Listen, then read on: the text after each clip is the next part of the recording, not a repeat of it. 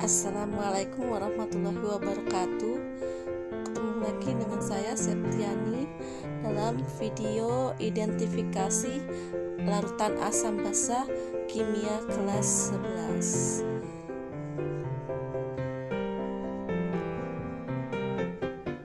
11. Identifikasi asam dan basa dapat menggunakan zat yang disebut dengan indikator. Indikator adalah zat yang dapat memberi warna berbeda dalam lingkungan asam dan juga lingkungan basa. Indikator dapat dibedakan menjadi indikator alami dan indikator buatan.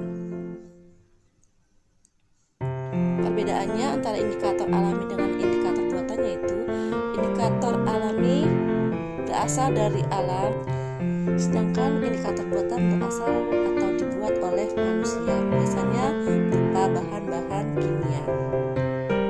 Cara menentukan senyawa bersifat asam, basa atau netral dapat menggunakan kertas lakmus dan larutan indikator atau indikator alami. Berikut adalah beberapa cara menguji sifat larutan.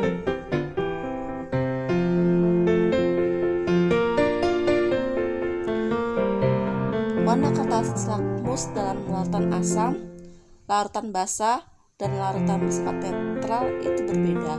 Ada dua macam kertas lakmus, yaitu kertas lakmus merah dan kertas lakmus biru. Sifat dari masing-masing kertas lakmus tersebut adalah sebagai berikut. Untuk kertas lakmus merah, dalam larutan asam berwarna merah dan dalam larutan basa berwarna biru. Sedangkan untuk kertas lakmus biru, dalam larutan asam berwarna merah dan dalam larutan basa berwarna biru. Lakmus merah maupun lakmus biru tidak akan berubah warna jika dalam larutan garam atau larutan netral. Nah, ini merupakan gambar dari kertas lakmus merah maupun kertas lakmus biru.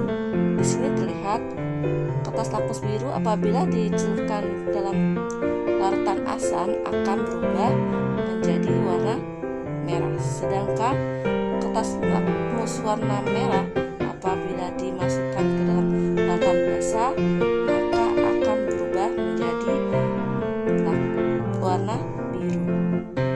Dari gambar terlihat larutan yang bersifat asam merupakan larutan gel atau asam klorida, sedangkan larutan bersifat basa merupakan larutan NaOH. Identifikasi larutan asam, basa, dan netral menggunakan indikator alami, yaitu bisa menggunakan kunyit, bunga sepatu, bunga mawar, dan sebagainya. Sebagai contoh, ambillah kulit manggis, lalu tumbuklah sampai halus dan campur dengan sedikit air. Warna kulit manggis adalah ungu dalam keadaan netral. Jika ekstrak kulit manggis dibagi dua dan masing-masing diteteskan larutan asam dan basa, maka larutan asam terjadi perubahan warna dari ungu menjadi coklat kemerahan. Nah, ini merupakan tabel perubahan warna dari indikator alami maupun indikator buatan dalam keadaan asam, netral maupun basa.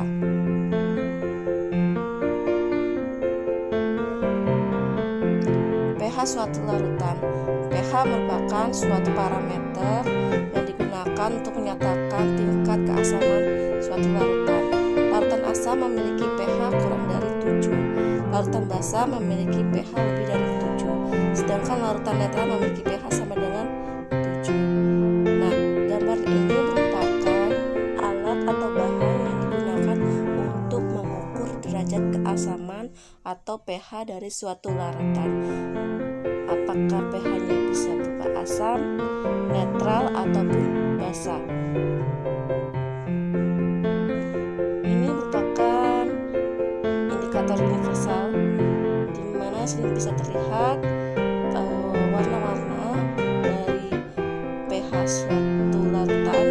Untuk larutan asam yaitu rasanya dari 4, 5, 6, netral itu pH 7, dengan basa pH-nya 8, 9, dan 10.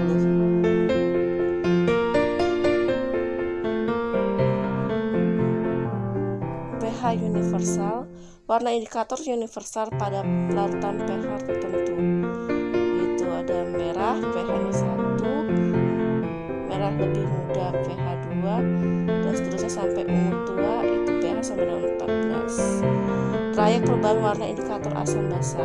Batas-batas pH ketika indikator mengalami perubahan warna disebut trayek perubahan warna indikator itu.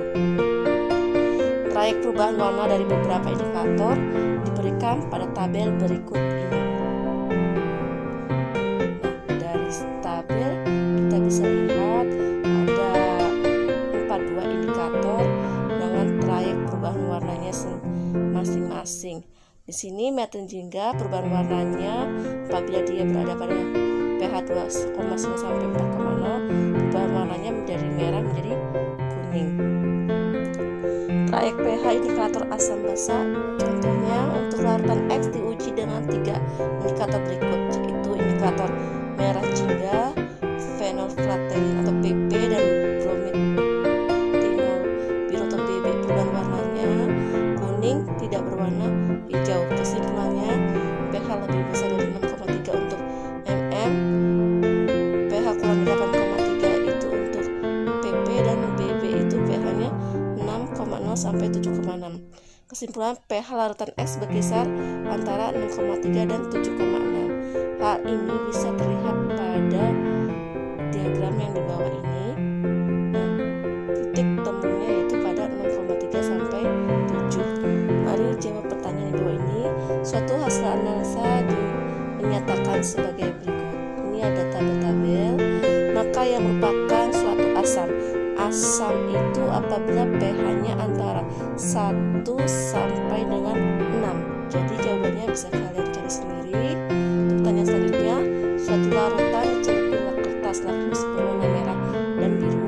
Setelah dicelupkan pada kertas lakmus warna merah, warnanya tetap merah, sedangkan lakmus biru menjadi warna biru. Berarti larutan tersebut bersifat. Pertanyaan selanjutnya, suatu indikator memberi warna kuning pada air aki. Indikator ini akan berwarna kuning jika diberikan ke dalam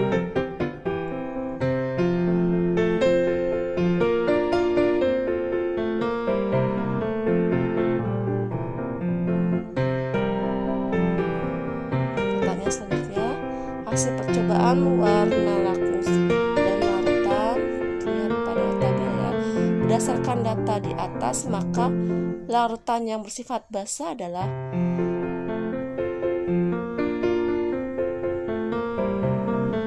Pertanyaan selanjutnya, data hasil pengujian larutan dengan kertas lakmus merah dan biru.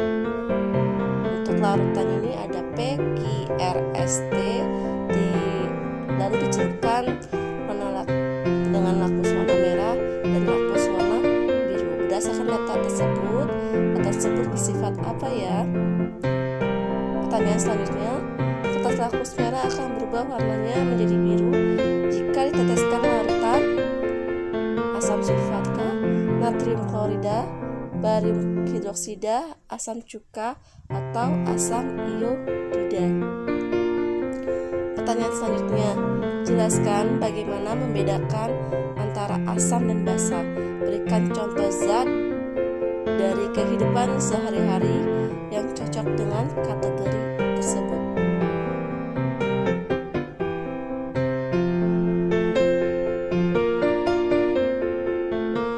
Pertanyaan selanjutnya, dari pernyataan berikut yang bukan bersifat larutan asam adalah: apakah dia mengandung ion hidrogen, mengubah kertas lakmus merah menjadi biru, apakah menghantarkan listrik, atau rasanya masam, atau dapat bereaksi dengan asam. Demikian video kali ini. Saya ucapkan terima kasih dan sampai jumpa pada video selanjutnya.